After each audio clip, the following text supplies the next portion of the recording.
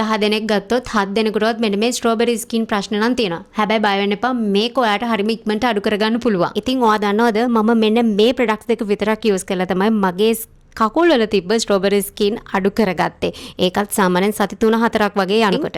ඉතින් strawberry skin සාමාන්‍යයෙන් මෙන්න මේ වගේ තමයි අපිට දකින්න ලැබෙන්නේ. මේවා වැඩි වශයෙන් අපිට කකුල් වල දකින්න ලැබෙනවා. ඒ වගේම තමයි අත්වල තව විශේෂයෙන් පිට ප්‍රදේශයේ පපුවේ ගොඩක් අය දකින්න ලැබෙනවා. ඒ වගේම බටොක්ස් වල මෙන්න මේ වගේ ප්‍රදේශවල තමයි මේවා වැඩි වශයෙන් දකින්න ලැබෙන්නේ. මේ වගේ ස්ට්‍රෝබෙරි ස්කින් එකක් එන්න ප්‍රධාන හේතුවක් තමයි ඔයා වැරදි විදිහට ෂේව් කරන එක.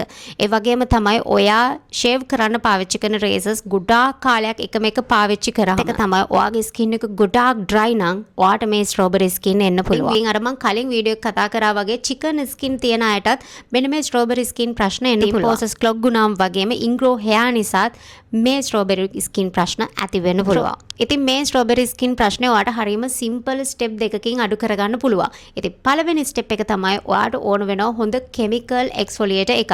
සාමාන්‍යයෙන් මෙන්න මේ වගේ ඉන්ග්‍රේඩියන්ට්ස් තියෙන හොඳ කෙමිකල් එක්ස්ෆොලියේටර් එකක් ඔයාට ඕන වෙනවා. ඉතින් ඔය ඔක්කොම එකට තියෙන මෙන්න මේ මෙඩිකියු පීලිං ෂොට් එක තමයි මම පාවිච්චි කරේ. ඉතින් මේ මගේ තුන්වෙනි එක.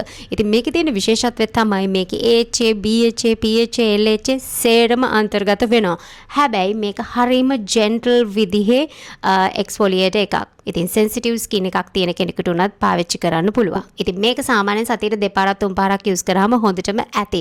ඉතින් මේක යූස් කරන විදිය ගැන නම් මම කලින් වීඩියෝ එකක් කරලා තියෙනවා. ඊට පස්සේ ඉතින් ඔයාට දවසට දෙපාරක්වත් හොඳට මොයිස්චරයිස් කරන්න වෙනවා. සාමාන්‍යයෙන් මෙන්න මේ වගේ ඉන්ග්‍රේඩියන්ට් ටිකක් තියෙන හොඳ මොයිස්චරයිසර් එකක් ඔයාට පාවිච්චි කරන්න පුළුවන්. ඉතින් මම පාවිච්චි කරේ මෙන්න මේ Usoft එකේ තියෙන මොයිස්චරයිසර් එක. මේක සාමාන්‍යයෙන් ඕනම ෆාමසි එකකින් ඔයාට අරගන්න පුළුවන්.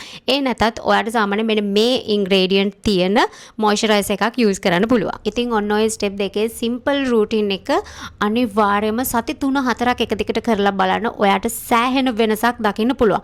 හැබැයි ඉතින් මෙන්න මේ දේවල් ගැනත් ඔයා අනිවාර්යයෙන්ම හොඳ අවධානයක් දෙන්න ඕනේ. නැත්නම් ඉතින් මේක අඩු කරගන්න වෙන්නේ නැහැ. අංක 1ටම ඔයා බොඩි hair remove කරන්න shave කළා නම් අනිවාර්යයෙන් මෙන්න මේ දේවල් ගැන හොඳටම අවධානයක් දීලා හරි විදියට කරන්න. ඒ වගේම තමයි ඒ රේසර්ස් නිතරම අලුත් ඒව විදියට මාරු කරන්න. පරණ ඒවා කාලයක් තිස්සේ යූස් කරන්න එපා. එහෙම නැත්නම් ඉතින් ඔයාට පුළුවන් කෙලින්ම වැක්ස් කරන්න. එහෙම නැත්නම් සාමාන්‍ය බොඩි hair remove කරන ක්‍රීම් එකක් යූස් කරලා hair remove කරන්නත් පුළුවන්. අනිත් එක ඉතින් මේ වගේ ලොකු beads තියෙන ස්ක්‍රබ් වර්ග එහෙම නැත්නම් DIY ස්ක්‍රබ් වර්ග එහෙම ඔයා පාවිච්චි කරනවා නම් ඒක නතර කරන්න. ඒ විදියට එක්ස්ෆොලියේට් කරන්න යන්න එපා.